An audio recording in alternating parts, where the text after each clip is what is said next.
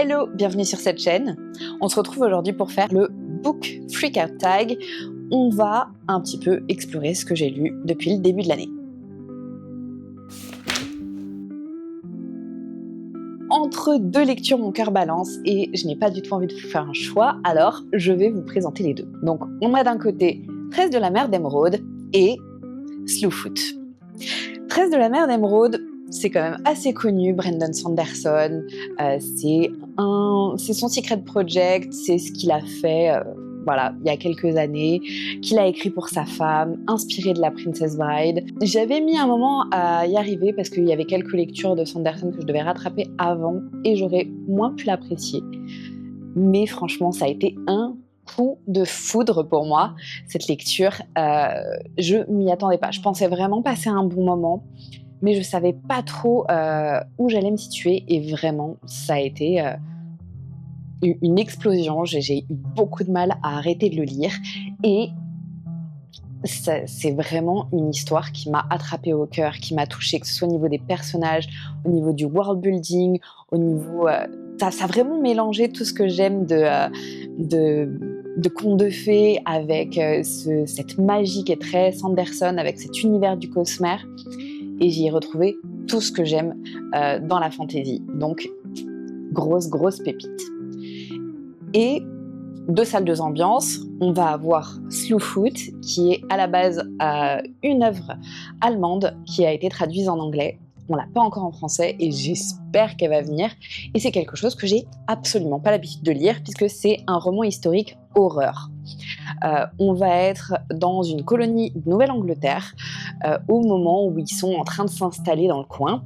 Et on va avoir cette femme qui a été envoyée par son père pour épouser un colon et faire sa vie en Amérique toute neuve, alors qu'elle est plutôt, vous savez, un esprit libre qui a envie un petit peu de faire ce qu'elle veut, avec un petit peu de ce côté sorcière qu'elle tiendrait de sa mère, mais c'est plus des traditions, de la médecine, des choses comme ça.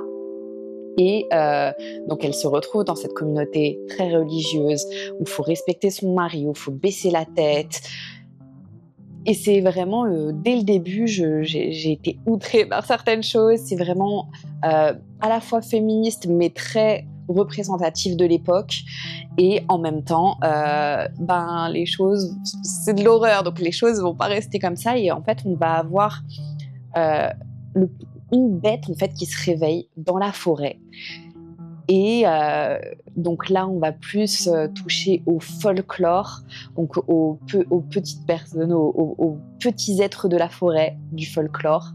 Et voilà, j'ai pas trop envie d'en dire plus, mais autant pareil, ça a été un coup de foudre. J'ai pleuré toutes les larmes de mon corps. J'ai été horrifiée à certains moments. Je m'attendais pas à autant de brutalité, que ce soit humaine ou supernaturelle. Et je savais pas du tout à quoi m'attendre de toute façon en allant dans ce livre-là. Et autant c'est très récent, autant celui-là je l'ai lu en janvier et il est encore avec moi. Et je le recommande encore aux gens qui parlent anglais parce que vraiment, c'est pas très long, mais c'est très dense et vraiment très bien fichu. Et c'est un seul tome et je le relirai et je l'annoterai et j'ai vraiment envie déjà de le relire. Mais voilà, je pense que c'est rentré dans mes livres préférés de tous les temps. Pour ça, c'est Archive of the Forgotten, qui est la suite de Library of the Unwritten, qui aussi n'a pas été traduit en français, et c'est une trilogie pépite. Déjà parce qu'on suit une libraire en enfer qui est là pour s'occuper des livres, s'occuper des livres qui n'ont jamais été terminés ou qui n'ont jamais été écrits et juste pensés, rêvés par de potentiels auteurs. Et rien que le concept, j'ai trouvé ça génial. Et dans le premier tome, donc, on a un personnage qui s'enfuit de son livre, et des fois ça arrive dans cette bibliothèque. Ils prennent vie, ils s'enfuient, et c'est au boulot de la bibliothécaire de le récupérer. Et donc lui, il arrive à s'enfuir dans le monde des humains, il essaie d'aller rencontrer son autrice. Et on a aussi tout un concept donc, de paradis-enfer, et on a donc de ce côté cette intrigue, et d'un autre côté un ange déçu qui essaye de se racheter auprès du paradis et qui garde les portes du paradis, donc qui n'a jamais le droit d'y entrer, et il est chargé d'une mission de son côté, et c'est un peu tout le monde qui va se rencontrer et qu'il va y avoir une plus grosse intrigue. Et donc le premier tome finit toutes ces intrigues et on est un peu là-dessus. Et après, dans le deuxième tome, on est sur une suite d'intrigues qui est vachement bien fichue, avec des thèmes vraiment très intéressants et dont je peux même pas élaborer parce que sinon ça pourrait spoiler un peu le premier, mais vraiment c'est une saga que j'ai beaucoup aimée et qui restera quelque chose de très particulier pour moi. Alors pour ça, j'avais le choix entre pas mal de choses. Il y a Once a Villain qui est la suite de Seul un monstre, et le dernier tome qui est sorti, j'avais bouffé les 2 premiers tomes l'année dernière et j'ai vraiment envie de lire ça. Où il y a aussi la suite de La petite boutique de sortilèges que j'avais adoré, que j'ai lu de la Cozy Fantasy. Mais là, je vais vous présenter un des tout derniers livres qui est arrivé dans ma bibliothèque et qui est une nouveauté, je crois, qui est paru en janvier, d'Estelle Faye. Donc un livre francophone qui est donc Les ombres de Willow Thorne, qui est de la Dark Academia. Et donc là, on va se trouver en Angleterre avec un jeune orphelin dans une école de magie qui est réservée à l'élite. Donc il va se retrouver face à du harcèlement scolaire, face à pas mal de choses. Et ce qui est intéressant surtout, c'est que cette école se trouve dans un automne éternel. Donc on va être déjà bien dans l'ambiance automnale et aussi cette école étant réservée aux garçons, il a 2 amis à lui qui trouvent un moyen, 2 amis filles, qui trouvent un moyen de le suivre à l'école. Comment? J'en sais rien. Je n'ai lu que le prologue, juste histoire de me mettre en jambes, et j'ai déjà adoré. Et franchement, ça donne envie de malade, et j'attends un petit peu que l'automne s'installe un peu plus pour pouvoir y plonger. Là, j'attends Brigands and Bread Knife, qui est la suite de Legends and Latte. Et bon, ça pareil, c'est une série qu'on connaît tous, qui est passée partout sur les réseaux et qui est vraiment une saga chouchou. Je l'avais annoté comme pas possible. Je m'étais jetée sur le préquel quand il était sorti. Préquel qui nous donne quelques éléments sur ce qui nous attend dans ce 3e tome et j'ai vraiment hâte. Je vous fais l'affront de vous faire un résumé. Ouais, je vous résume rapidement Légendes et Latte. Donc, on a une orque qui débarque dans une ville après avoir fait la guerre, fait des conquêtes, fait plein de choses très violentes et elle en a marre. Et à travers ses voyages, elle a trouvé le café. Donc, elle a décidé de s'installer dans une petite ville et de créer un coffee shop et d'introduire le café aux habitants de la ville. Et en construisant ce petit café, elle va rencontrer des personnes qui vont l'aider à construire ce café. C'est très création de sa propre famille, trouver sa famille, trouver son peuple, trouver de l'acceptation, que ce soit de la part de soi ou de la part des autres. Et c'est la lecture doudou par excellence, et je pense que je vais me refaire une relecture des deux premiers tomes avant la sortie du 3e, que je vais dévorer. Ma plus grande déception, c'est pas un livre qui m'a déplu, mais c'est un livre sur lequel j'avais tellement d'espoir. C'est The Last Quentista, qui est un livre dont j'ai adoré le début, qui a une prose vraiment intéressante, un prémisse intéressant, et pour moi, les pires livres sont les livres qui sont dommages. Et celui-là, il est vraiment dommage, déjà parce que j'avais jamais lu un livre jeunesse science-fiction. C'est mon premier, et en plus, c'est juste une beauté. Et ici, en fait, on va suivre une jeune fille qui va fuir la Terre avec sa famille. Donc, on les rencontre au moment où ils vont partir dans une navette. Donc, il n'y a pas grand monde qui est sélectionné, et ses parents étant des scientifiques dont on va avoir besoin sur la nouvelle planète, on va s'enfuir parce que la Terre est sur le point d'être capote, puisqu'on a la comète LA qui va être déroutée et qui va directement aller vers la planète. Et Petra est, comme sa grand-mère, quelqu'un qui raconte des histoires. C'est une conteuse et elle veut faire ça de sa vie, mais ses parents, ils lui inculquent de la biologie, des choses comme ça. Et donc, elle doit partir avec son petit frère et pendant sa stase, avoir toutes ces informations qui sont engrangées dans sa tête pour pouvoir être utile quand elle va arriver. Et il s'avère que quand elle rentre en stase, elle reste consciente. Et en fait, elle se rend compte que pendant le voyage, les gens qui étaient censés s'occuper des gens en stade, s'assurer qu'ils se fassent bien, ils vont faire des choses qui ne sont pas géniales. Et en fait, ils ont tellement peur que tout se reproduise et que les humains fassent encore des choses qu'eux, ils vont faire un choix qui va avoir d'énormes conséquences. Et la prose est incroyable, j'ai annoté comme une malade. On a beaucoup de contes, beaucoup de traditions orales, beaucoup de relations incroyables avec sa grand-mère. Et moi, j'avais déjà une relation avec ma grand-mère, donc c'est quelque chose qui me touche énormément. La relation est magnifique. Vraiment, tout ce qui est flashback, tout ce qui est relation avec la famille, relation avec soi, identité, ce qu'on veut faire. Et c'est une jeune fille, hein, elle a 10 ans, je crois, quelque chose comme ça, 11 ans. Et la première partie est magistrale, incroyable, j'ai adoré. Et la deuxième partie, pour moi, c'est juste dommage et voir on prend pas son temps. Et ça mériterait presque un deuxième tome, en fait. Et voilà. Donc c'est une déception.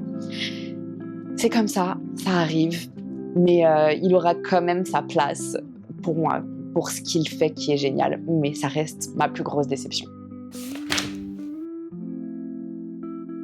Ma plus grande surprise a été un livre audio que j'ai écouté d'un auteur dont j'avais uniquement lu une trilogie de science-fiction que j'avais adorée, mais je voulais découvrir plus. Et il commence à être connu en France un peu plus pour ses livres seul. Et donc, il n'y a pas longtemps, il avait sorti Super méchant débutant. Il m'avait offert ce petit pin que j'ai gardé, parce que je pense que je me procurerai le livre, parce que ça a été une grosse surprise. Je ne savais pas du tout, je ne savais même pas de quoi ça parlait.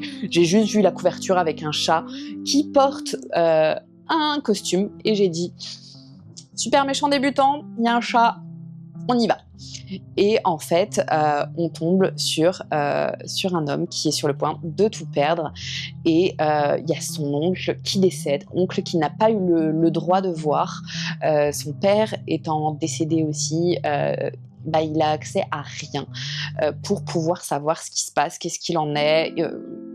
Et pourquoi il hérite absolument de tout, y compris de sa compagnie de super méchants. Donc, il se retrouve embarqué dans cette aventure et comprendre de devoir s'occuper des funérailles et tout. Et Scalzi est vraiment incroyable pour l'humour. C'est vraiment un humour qui fonctionne avec moi et ça a été une grosse surprise. J'ai passé un super moment.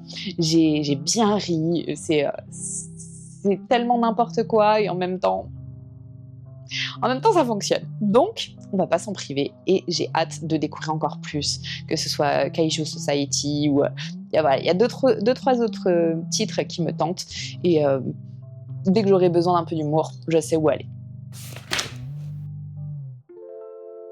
Mon nouveau personnage préféré, c'est une plante.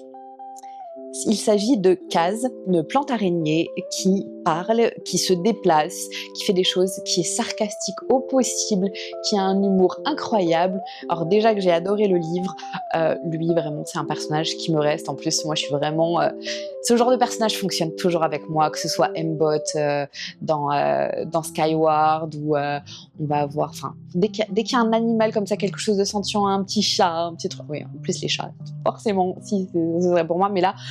Une plante qui parle et qui aide et qui a tellement d'émotions qui sort de lui.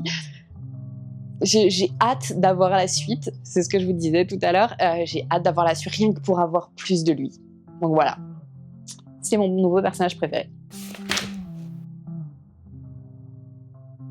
Comment vous dire que je suis quelqu'un qui pleure très facilement. Donc je pourrais vous parler de plein plein de livres, mais je vais vous en donner juste quelques-uns. Donc on va avoir Les Carmidors. J'ai lu le premier tome des Carmidors et j'ai pleuré pour plein de raisons différentes. Ce livre est à la fois brutal et très beau et explore plein de thèmes hyper durs, mais hyper intéressants. Olivia Gomez est incroyable pour ça. Donc j'ai pleuré comme pas possible dans ce livre. J'ai aussi pleuré dans Sunrise on the Reaping, le nouveau Hunger Games qui suit les jeux de Haymitch. Ouais, j'ai pleuré. J'ai beaucoup pleuré. Mais le livre qui m'a le plus fait pleurer est le dernier livre que j'ai lu en date, qui s'appelle Sugar Falls et qui raconte l'histoire réelle de Betsy Ross, qui est une Indienne d'Amérique, mais d'Amérique du Canada. Et j'avais jamais entendu parler de ce qu'ils avaient un peu subi jusqu'il n'y a pas si longtemps que ça dans les écoles où ils étaient forcés de mettre leurs enfants. Et cette histoire vraiment, 48 pages, c'est tout court. C'est un graphique. J'en aurais voulu plus. D'ailleurs, je vais lire plus sur ce sujet que je ne connais pas du tout et qui est bien trop important pour que je ne fasse pas mon travail de mémoire, parce que le travail de mémoire, ce n'est pas que l'Holocauste.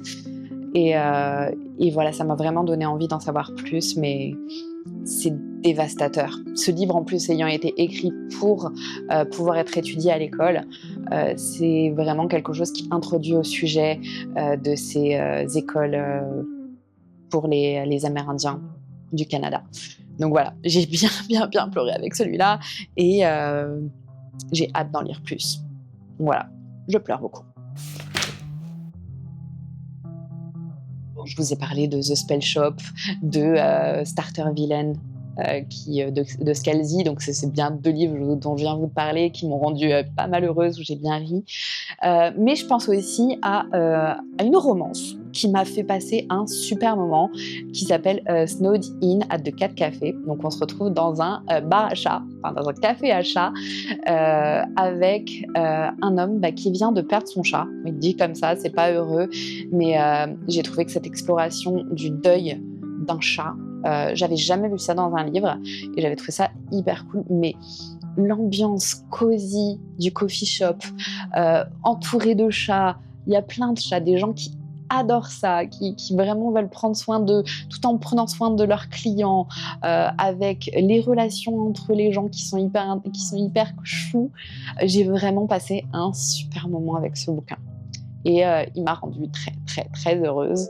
Et je me suis sentie vue, je me suis sentie dans un petit cocon, dans ma petite bulle. Et j'ai adoré. Il n'y a même pas de compétition, mais ça va pas être un livre, ça va être 3 livres. Et on ne peut pas battre Broken Binding pour ça. Ça va être la trilogie de Feist, qui est Les Chroniques de la Faille, avec ses jaspages, avec ces livres incroyables. Et vraiment, on est sur de la pépite. Déjà, les livres avec leurs jaquettes sont incroyables. Mais les livres nus sont juste magiques. Mais vraiment incroyables. On va avoir, en plus, une trilogie que j'ai lue quand j'avais une 15aine d'années, et qui m'est restée, qui est toujours une histoire que j'adore et que j'ai relue il y a quelques années et qui vaut toujours le coup. Alors, pour ça, j'ai fait il y a quelques temps un petit challenge sur Instagram où je me suis lancée dans la lecture des premiers chapitres de 20 livres pour essayer un petit peu de débroussailler ma pile à lire. Et donc sur ces 20 livres, il y en a 8 qui sont partis, il y en a 5 que j'ai lus, et donc les livres qui restent sont les livres que je veux lire avant la fin de l'année, sinon je dois les enlever de ma bibliothèque. Donc voilà ce qui me reste à lire. Donc j'ai tout ça que j'ai besoin de lire avant la fin de l'année. Mais ceux pour lesquels je suis vraiment, vraiment impatiente, ce sont ces 2-là. Qui sont de la fantasy, donc un young adulte, un adulte, et celui-ci étant tout court, c'est peut-être celui qui me tente le plus, parce qu'en lisant le début, j'avais trouvé ça absolument incroyable, puisqu'on est après une guerre où les mages ont été, donc du camp perdant, ont été en gros, se sont transformés en en travailleurs, c'était un peu des esclaves, quoi. Et on rencontre cette femme qui est mage et qui n'a pas le droit d'utiliser la magie et qui se retrouve donc à travailler. Et à un moment donné, il y a des gens qui viennent lui proposer un travail donc ils ont besoin de ses pouvoirs. Mais ils lui disent en gros que c'est ok, qu'elle peut partir, qu'elle aura de l'argent, qu'elle aura plein de choses. Et en fait, ils n'ont pas tout à fait le droit. Donc en fait, ils s'enfuient avec elle. Et je me suis arrêtée là. Et donc je crois ils partent sur une mission, quelque chose à faire. Mais elle-même, elle ne sait pas ce que c'est. Donc j'ai hâte de continuer de voir ce que c'est. De toute façon, c'est tout court. Donc ça devrait être assez facile à faire. Et à côté de ça, on a This Golden Flame de Emily Victoria, qui va là plutôt être de la science fantasy, puisque dans ce monde, il y a des artefacts qui ont été éteints et dont on a perdu un peu le savoir. Et on a donc plein de scientifiques qui essayent de raviver un petit peu cette magie, cette technologie. On ne sait pas trop si c'est de la magie, de la technologie, ou un peu des deux. Et donc... elle, de son côté, elle essaye de trouver des traces de son frère qui est parti il y a quelques années et dont on n'a jamais retrouvé la trace. Il n'est jamais revenu, on n'en a plus parlé de lui. Donc elle essaye un peu par tous les moyens de trouver des informations. Et un jour, elle est un petit peu dans une classe en dehors dehors et elle tombe d'une falaise et accidentellement, elle va réactiver l'un de ses artefacts. J'en sais pas plus. Et j'ai hâte d'en savoir plus. Donc, voilà un petit peu les livres que je dois lire d'ici la fin de l'année. Voilà pour ce bilan de mes lectures du premier semestre et ce que j'ai envie de faire de la seconde moitié de l'année. Donc, j'ai hâte de m'y mettre et je vous retrouve très bientôt dans une autre vidéo.